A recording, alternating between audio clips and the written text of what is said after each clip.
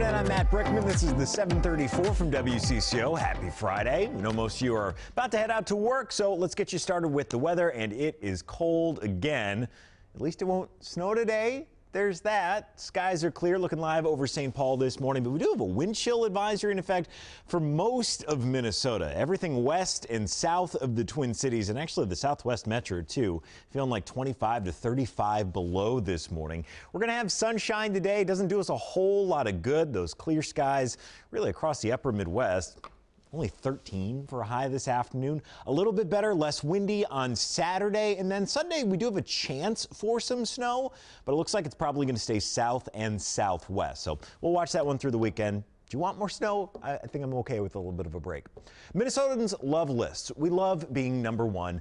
But apparently we're terrible at negotiating. A new survey says that only 37% of Minneapolis professionals asked for more money with their last job offer.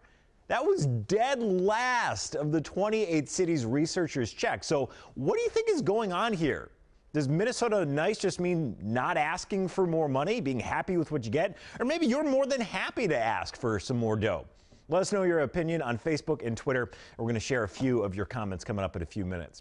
Okay, this is it. Today is the deadline for President Trump to sign a bill to keep the government open, or it'll shut down again tonight. The White House says the president will sign it, but there's a catch.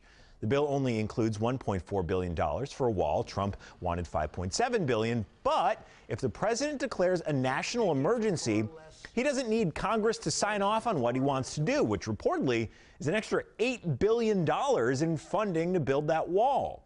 Democrats say he can't do that, and they're expected to challenge the order in court.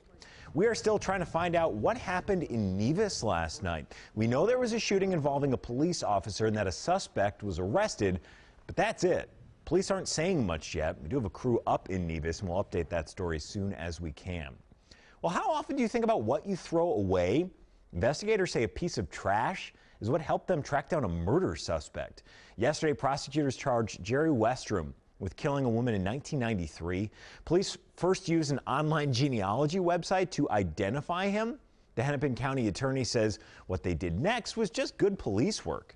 In order to tie everything to Mr. Westrom, they got a DNA sample when he was at a hockey game, used a napkin, threw it away, and they got enough DNA off of the napkin. Just from a napkin at a hockey game. Westrom told investigators he doesn't know why his DNA was at the crime scene. He is due in court today. A weird story keeps getting weirder. Did you see the reports about whether the Jussie Smollett attack was a hoax? Well, yesterday, some local media in Chicago reported that investigators believe the Empire actor potentially staged the attack. Now, Chicago police were quick to slam those reports, saying the sources that our sister station in Chicago reported were unconfirmed.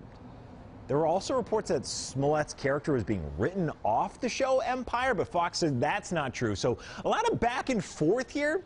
Police did confirm they were questioning 2 additional persons of interest, so we will have to watch and see what happens next here.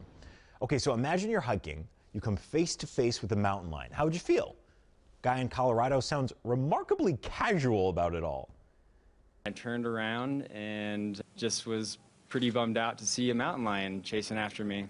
It grabbed onto my hand and wrist, and from there it started to claw at my face and neck. I stepped on its neck with my right foot, finally stopped moving, and then jaws opened, and I was able to kind of scramble back up the hill and get the heck out of Dodge. Yeah, pretty bummed out is what Travis Kaufman said. He's going to be okay, but in trying to protect himself, he did kill the mountain lion. Just a crazy story there in pictures. Wow. In Minnesota fish news, we're going to do this every morning. I just love it so much. The DNR says you can now catch what you keep on Mille Lacs. For years, Mille Lacs was that walleye factory that you grew up with, but it's been catch and release for a few seasons now. That ends this summer. Walleye population is good and improving, and the DNR is going to allow some walleye harvest when the season opens in May. Well, if the last 2 weeks of winter have broken your spirit, how about a little pick-me-up? Spring training! It's underway. Twins pitchers and catchers practiced yesterday. Look at them in their short sleeves. They've got their first spring training game next Saturday.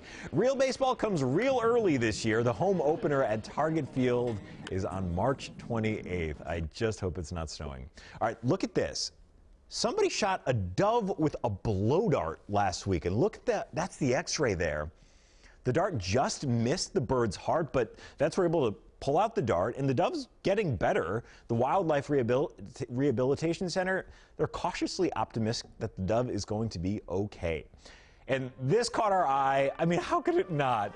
On the internet yesterday. This is how Kanye West, there he is smiling, made sure that Kim was happy on Valentine's Day. Kim Kardashian West posted this on Twitter. Room full of roses, and indeed, that is Kenny G. Just jamming out Kenny G style in the middle of the room.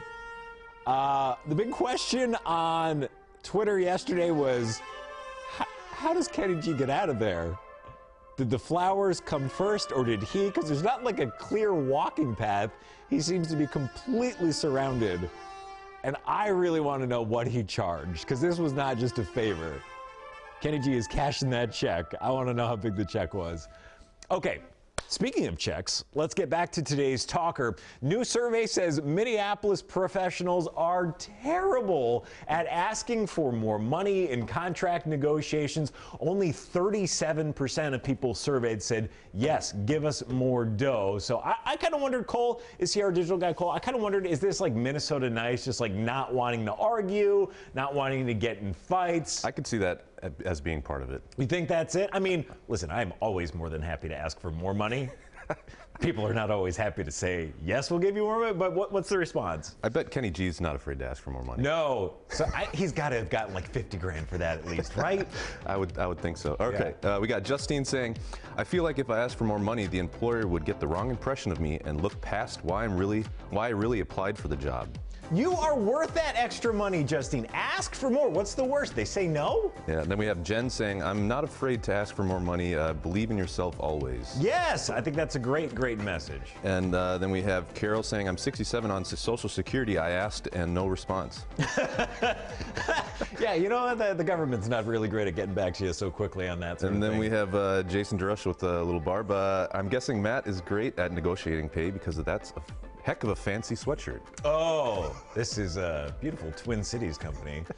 Minneapolis represented here as well. Yeah, I will ask for money because I deserve it and so do you.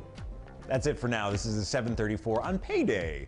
Here, 734, of course, the time when most of the Twin Cities are on the go. If you haven't already made us your home for mobile news, go ahead and do that. We're going to be back here on Monday. Until then, enjoy the weekend and be nice to each other on the internet.